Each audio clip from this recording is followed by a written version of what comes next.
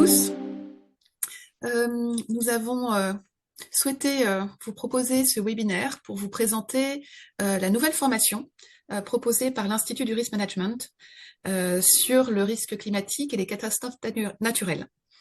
C'est une thématique qui nous a été demandée par certains de nos clients, de nos contacts, et qu'on a décidé de monter pour vous proposer avec un programme riche, complet, que va vous présenter Thierry Coignac.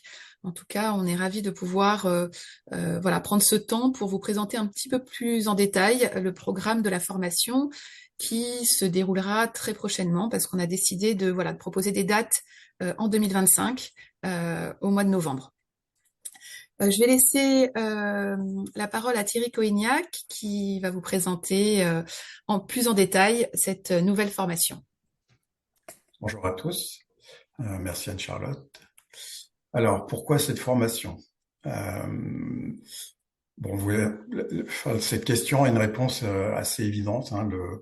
Les catastrophes naturelles et les risques climatiques n'ont jamais été aussi prégnants pour l'ensemble de la société et aussi bien sûr pour les assureurs, que a priori les gens qui nous écoutent aujourd'hui sont des assureurs ou des réassureurs, bien sûr. L'actualité est malheureusement souvent parle souvent de catastrophes naturelles. On a encore eu des inondations catastrophiques ce week-end dans le sud de la France. Souvent l'été, on parle de sécheresse. Donc il y a assez peu de saisons dans l'année où on est épargné par ce type de risque. Et donc il était, me semble-t-il, important de proposer ce type de formation, étant entendu que c'est un sujet extrêmement complexe. Et que la complexité de ce sujet fait qu'il y a souvent des incompréhensions, voire des erreurs en termes d'articulation entre les différents risques, de ce qui est obligatoire, pas obligatoire, ce qui est assuré, ce qui n'est pas assuré, comment fonctionne le régime CatNat, quelles sont les possibilités de couverture. Donc il y a le sujet est complexe et important, d'où semble-t-il la nécessité de proposer une formation avec de nombreux intervenants. On verra que presque chaque journée ou demi-journée, il y a un intervenant différent qui viendra sur cette formation avec à chaque fois des experts. Et il nous a semblé que il n'existait pas d'offres équivalentes. Alors, au tous les cas de formation aussi générale sur le sujet. Donc la première journée de cette formation sera dédiée aux risques climatiques et à leur gestion. Donc, ce sera essentiellement à la fois des généralités et aussi, comme on aura 2 fois 3 heures, ça leur permettra quand même de rentrer un peu dans le détail des différents mécanismes et de protection contre les risques climatiques et les catastrophes naturelles. Alors, comme vous le savez ou vous le savez pas, je suis un ancien de la CCR, donc j'ai un biais pour parler principalement des catastrophes naturelles, mais les risques climatiques étant aussi un ancien d'un grand assureur, où la tempête, la grêle et la neige font aussi partie des risques extrêmement importants pour les assureurs. Mais ce qui est plus compliqué dans la gestion, c'est on va dire le partenariat public-privé qui existe au sein du régime CatNat. Donc, je passerai beaucoup de temps sur le régime CatNat, mais sans oublier les autres risques qu'on appelle non CatNat. déjà, faire cette distinction entre les risques climatiques et et les catastrophes naturelles, c'est pas toujours connu alors c'est pas connu en tous les cas du grand public, mais normalement c'est connu des assureurs, mais pas toujours. Quand on travaille sur ces sujets toute la journée, évidemment, il y a une distinction naturelle qui est faite entre les risques climatiques et les catastrophes naturelles, mais il peut y avoir parfois des erreurs. Est-ce que les cyclones, c'est du catnat ou pas? Est-ce que la tempête, c'est du catnat ou pas? Euh, donc, évidemment, un des objectifs de la formation, c'est de préciser ces choses, ces différences. Évidemment, en tant qu'actuaire, on parlera d'impact financier de ces différents risques et notamment de l'équilibre financier du régime CatNat. Et comme on l'a vu en 2025, il vous a pas échappé que la surprime CatNat est passée de 12% à 20%. Donc on verra ensemble quels sont les calculs qui ont été faits, notamment au sein du rapport de Thierry Lambrenet, auquel CCR a grandement participé, auquel j'ai participé. Donc, on pourra décortiquer un petit peu les raisons qui ont poussé le gouvernement à augmenter la surprime CatNat de 12 à 20%. Une thématique un petit peu qui est un fil conducteur de la formation, c'est évidemment le changement climatique. Chaque intervenant, je pense, abordera ce sujet du changement climatique sous différents aspects. Donc le premier jour, on parlera aussi du changement climatique dans ce que ça implique, certains résultats. On verra plus tard que Anne-Charlotte parlera du changement climatique également. Les personnes qui parleront de modélisation parleront de changement climatique. Donc c'est un sujet de préoccupation important pour les assureurs et pour le grand public. Donc tout au long de cette formation, on abordera la question du changement climatique. Un autre sujet extrêmement d'actualité et de préoccupation à la fois pour les Français, aussi pour les assureurs et pour le gouvernement, c'est l'assurabilité, l'évolution, on va dire, négative de l'assurabilité, puisque en France aujourd'hui, quasiment tout le monde est assuré contre les catastrophes naturelles. On prévoit que ça puisse être différent dans un futur plus ou moins lointain. Donc, on parlera de l'assurabilité, notamment de l'Observatoire de l'assurabilité. On aura aussi la chance d'avoir une intervention de Météo France pendant une demi-journée sur les questions liées au climat. Quand on parle de risque climatique, évidemment, l'aléa qui est sous-jacent, c'est le climat et notamment, bien sûr, son changement, j'en ai déjà parlé. On a souvent l'impression que le changement climatique, c'est un sujet qui est pour le futur, c'est pour 2050, voire 2100.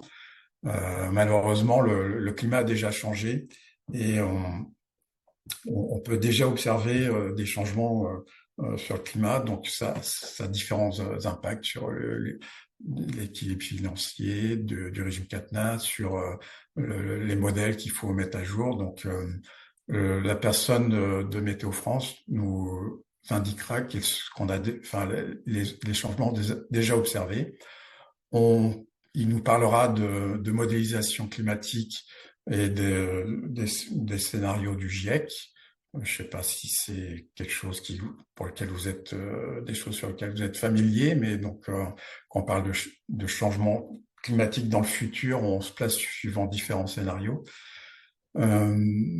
Souvent, les modèles climatiques sont à des échelles globales, donc en France, si on veut analyser l'évolution du climat, on est obligé de faire ce qu'on appelle des descentes d'échelle. Il y a des techniques de descente d'échelle qui sont assez complexes, et donc on abordera la personne de Météo France abordera ces sujets de descente d'échelle. Vous avez peut-être aussi en parlé de la traque. Donc c'est pas le fait d'avoir peur du changement climatique. La traque, c'est c'est une trajectoire définie principalement par le ministère de l'écologie et des finances, d'écologie et pas des finances. Enfin, ça a un impact financier, mais c'est une trajectoire de réchauffement alors il devrait y avoir 2 R à track. Il y a déjà 2 C, mais il y a 2 R. C'est trajectoire de réchauffement et de référence d'adaptation au changement climatique. Donc,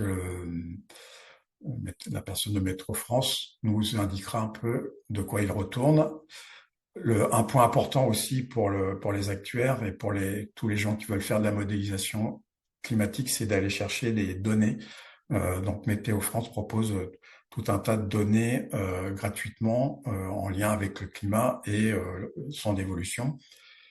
Et il fera un focus sur le cas particulier de l'outre-mer. Comme vous savez, c'est un territoire particulièrement exposé aux risques climatiques.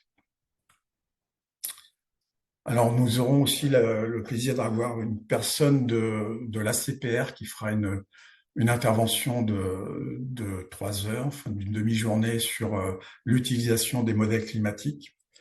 Alors, souvent, les actuaires, ils peuvent être parfois développeurs de modèles, mais ils sont avant tout utilisateurs des modèles et des résultats de modèles dans différentes chaînes de gestion du risque.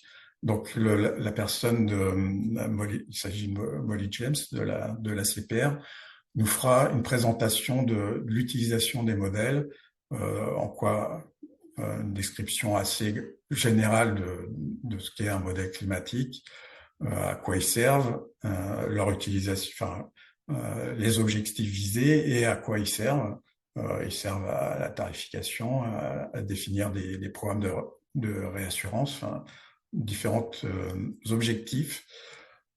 Un point important, c'est quelles sont les bonnes pratiques à avoir en matière de développement de modèles. La CPR regarde beaucoup la qualité des données, comment les modèles sont validés, quel gouvernement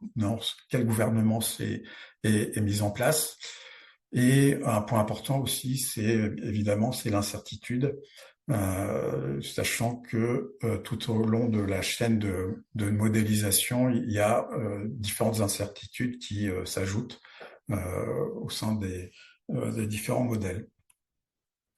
Alors, une fois qu'on a tous ces résultats de modélisation, on aura une présentation, on va dire, originale sur les enjeux psychologiques associés au bouleversement climatique que Anne-Charlotte nous fera le plaisir de nous présenter, qui est lié à son travail de psychologue, où à la fois Anne-Charlotte a une double casquette d'actuaire et de psychologue. Et donc, elle nous parlera des aspects psychologiques en lien avec les catastrophes naturelles et le changement climatique. Donc, comment l'information est traitée, cette information sur le changement climatique. Moi, j'ai souvent entendu dire que le régime CatNat était trop couvrant. Il était trop protecteur et du coup il était déresponsabilisant. Mais ça, c'est oublier l'aspect psychologique. Les personnes qui sont victimes d'une catastrophe naturelle subissent souvent un traumatisme psychologique. Et donc on peut pas dire qu'ils sont mis dans cette situation de façon volontaire.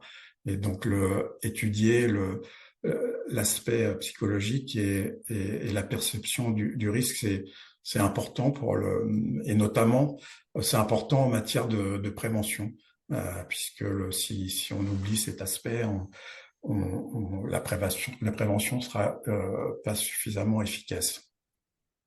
Bon, j'espère que j'ai pas trop écorché ton sujet, Anne-Charlotte.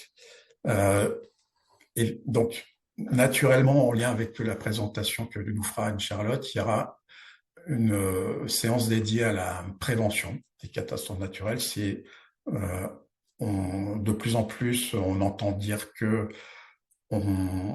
c'est bien de rehausser la surprime catnat, mais si on n'augmente pas les efforts en matière de prévention, on aura du mal à obtenir un, un équilibre financier pour le régime des catastrophes naturelles. Alors, bon, on parlera pas forcément que des catastrophes naturelles, mais surtout on vous expliquera quels sont les outils de prévention. Il y a différents types d'outils, ceux qui sont collectifs, hein, quand on construit un barrage ou qu'on construit une digue, c'est pour protéger un ensemble de biens, et aussi les outils de prévention individuelle, ce que chaque personne peut faire à son niveau pour son habitation. Quels sont les moyens de financement de la prévention et surtout le rôle que peut avoir un assureur en matière de prévention. On aura 2 séances qui sont optionnelles dédiées à la modélisation. Alors pourquoi optionnelles? Parce que on va aborder des sujets très techniques qui n'intéressent pas forcément l'ensemble des participants à cette formation. Donc ce sera des journées, enfin une journée extrêmement intéressante, mais assez technique, où on aura une intervention de 2 personnes travaillant à la CCR, 2 modélisateurs, c'est-à-dire que des gens qui développent des modèles, donc ce qui est très différent de l'utilisation de modèles. Donc des gens qui connaissent parfaitement les modèles et leur développement, et on verra l'ensemble de la chaîne de modélisation, les différents modules constituant un modèle CatNat, les sorties et aussi l'aspect changement climatique, comment on modélise le changement climatique pour aller jusqu'à des impacts en euros, ce que fait pas évidemment Météo France, qui va donner des impacts en quantité de pluie, en rehaussement de température, mais pas en euros, ce que peuvent faire des modèles qui ont été développés à la CCR. On aura aussi l'intervention de quelqu'un qui a fait une thèse à la CCR sur la modélisation des catastrophes naturelles par machine learning.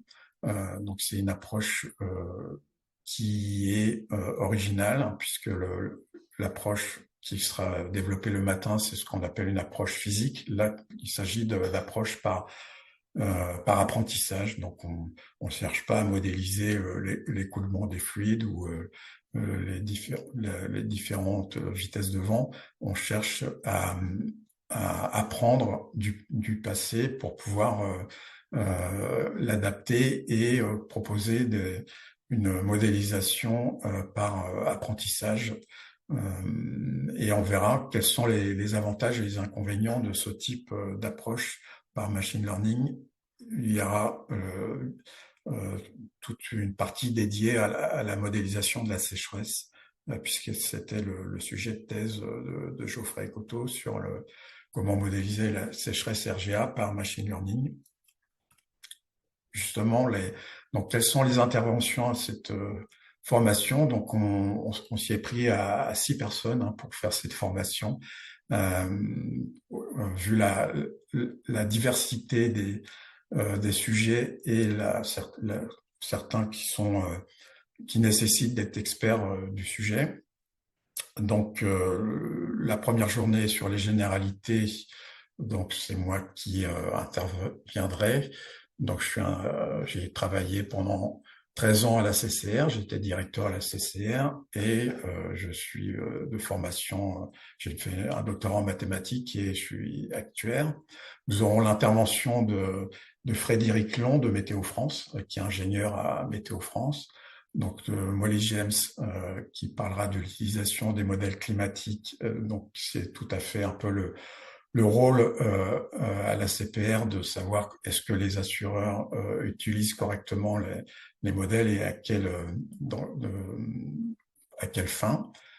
En termes de modélisation classique, entre guillemets, c'est-à-dire les modèles physiques, une intervention de Jean-Philippe Nolin, qui est aussi qui développe des modèles à la CCR et qui est ingénieur.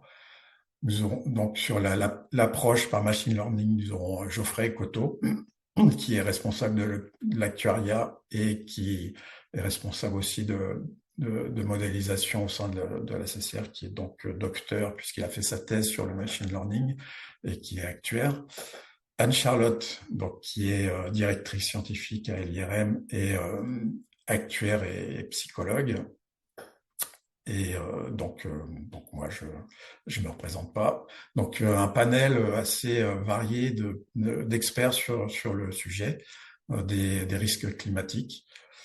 D'un point de vue pratique, comme l'a dit Anne-Charlotte, nous avons décidé de faire une première session avant la fin de l'année 2025.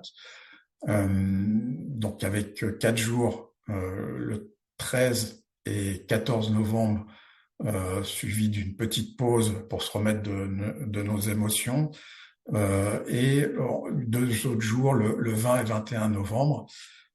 Donc c'est pour que les personnes ne soient pas bloquées pendant quasiment une semaine sans aller au bureau. Et la journée du 21 dédiée à la modélisation, qui est optionnelle pour ceux que ça intéresse et qui sont particulièrement intéressés par la modélisation. Je crois que les inscriptions sont ouvertes jusqu'au 30 octobre. Et je me ferai un plaisir de répondre à vos questions si vous en avez. Et aussi, n'hésitez pas à me faire part de sujets qui éventuellement seraient absents de ce que j'ai indiqué pendant la présentation, qui vous intéressent particulièrement. Et voilà, on espère que vous serez nombreux à vous inscrire à cette nouvelle formation, nouvelle et inédite sur les risques climatiques. Du coup, on a déjà une question dans le chat. Donc, je la relais du coup. Cette formation accès assureur à assureur est-elle aussi pertinente pour un collaborateur en finance durable corporate d'une grande entreprise travaillant sur la matérialité financière des enjeux de durabilité? Cette personne a en particulier la responsabilité de la modélisation des risques climatiques et naturels sur le modèle d'affaires de l'entreprise dans le cadre de besoins futurs de reporting CSRD et de gestion de la performance. C'est une question un peu longue, mais j'ai tendance à dire oui, puisque de plus en plus, au niveau reporting, on demande l'impact du risque physique. Jusqu'à peu de temps, c'était surtout le risque de transition, donc le risque financier qui nécessitait un reporting. Et de plus en plus, on demande aux différentes parties prenantes, que ce soit les grandes entreprises ou les investisseurs financiers, de faire un reporting sur le risque physique. Donc, cette formation est dédiée au risque physique, donc potentiellement intéressante pour la personne en question qui travaille plus côté finance.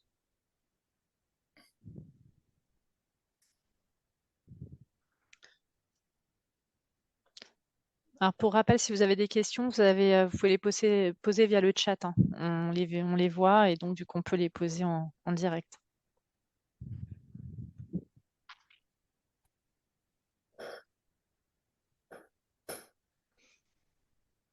Peut-être pour compléter en attendant une prochaine question s'il y a, peut-être que tout était très clair aussi. Vous pouvez nous le dire si finalement c'était clair.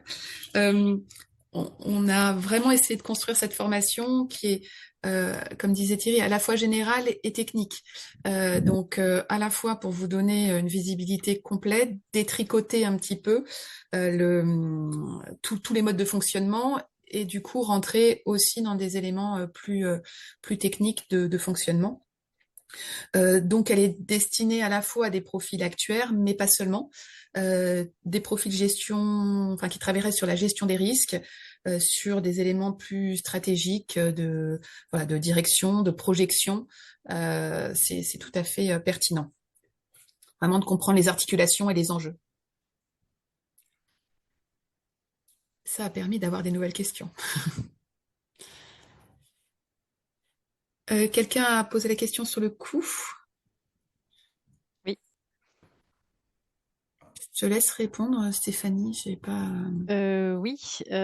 Du coup, tu me prends le cours parce que j'ai même plus Ouais, les. ben alors on va prendre la question. Je regarde. J'ai un petit doute. Je veux pas dire de bêtises. Exactement. Voilà. Je relais aussi une question. Pour la partie modélisation physique des catastrophes naturelles, l'intervenant va-t-il présenter la modélisation du risque inondation ou sécheresse? Là, c'est plus pour toi, Oui, Thierry. oui, oui. Alors, Jean-Philippe est expert en modélisation des inondations. Donc, c'est lui qui a développé le modèle d'inondation qui est utilisé à la CCR. Donc, je pense qu'il fera un focus sur les inondations et Geoffrey parlera plus de sécheresse, sachant que il abordera aussi les aspects de modélisation classique et pas forcément que par machine learning. Donc il y aura les deux types de modèles qui seront présentés, sachant que quand on développe un modèle, il y a essentiellement le module aléa qui va changer. Par contre, les modèles vulnérabilité et dommages et financiers, on va dire qu'ils sont relativement indépendants du type de péril qu'on modélise. Même si vous êtes intéressé par la modélisation de la tempête, je pense que il y a que la partie aléa qui est différente et les trois autres modules sont les mêmes sur un modèle climatique. Merci Thierry. Je reviens sur la question du coup, hein, encore désolée, c'est parce que c'est une nouvelle formation et je n'avais pas bien noté les tarifs. Donc il y a deux formules. On a une formule complète des 4 jours qui est à 3 200 € et la formule 3 jours sans l'option modélisation est à 2 400 €. C'est net sans TVA au niveau de nos tarifs. La journée modélisation est vraiment destinée aux actuaires, c'est-à-dire à des profils voilà, qui ont un bagage technique, mathématique et statistique adéquat. Donc, ou vraiment des experts en modélisation, statisticiens. C'est pour ça qu'on a différencié. Le reste des formations est vraiment voilà, pour tous les collaborateurs. Est-ce qu'il y a d'autres questions? Sinon, on est OK. Vous avez toutes les informations sur le site de l'IRM. Donc, vous pouvez aussi aller sur notre site ou envoyer un email à formation@institutduriskmanagement.fr. Il y a une Oui, question. Une collaboratrice recherche une formation sur les risques naturels, évaluation, prévention, indemnisation. Peut-on lui proposer ce programme? Il me semble que c'est C'est exactement tout à fait ça. exactement C'est euh, exactement l'objet de la formation aussi. Mm. l'objet. Ouais.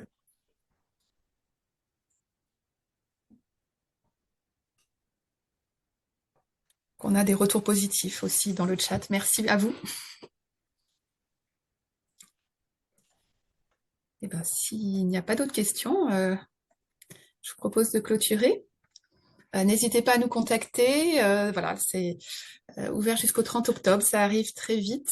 Voilà, on espère vous accueillir nombreux au mois de novembre pour cette formation. merci à tous. Merci. Au revoir. Bonne Merci, journée. au Au revoir. revoir. Bonne journée.